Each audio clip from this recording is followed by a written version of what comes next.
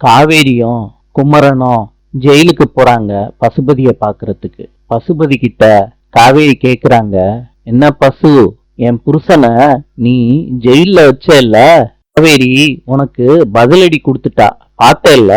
பசுபதி சொல்றாரு, காவேரி இன்னும் 2 நாள்ல நான் ரிலீஸ் ஆயிருவேன், வெளியே வந்து உன்னையும் உன் குடும்பத்தையும் சிதைக்கிறேன். காவேரி சொல்றாங்க பசுவை பார்த்து, உனக்கு ரொம்ப நக்கல்யா, இவ்வளவு அடிபட்டும் உனக்கு பத்தலையா?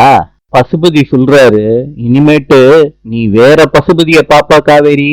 காவேரி சொல்றாங்க, பசு நீ காவேரி கிட்ட மோதலாம், ஆனா காவேரிய உடைச்சிடலான்னு மாத்திரம் நினைக்கவே நினைக்காத. நாளை சந்திப்போம்.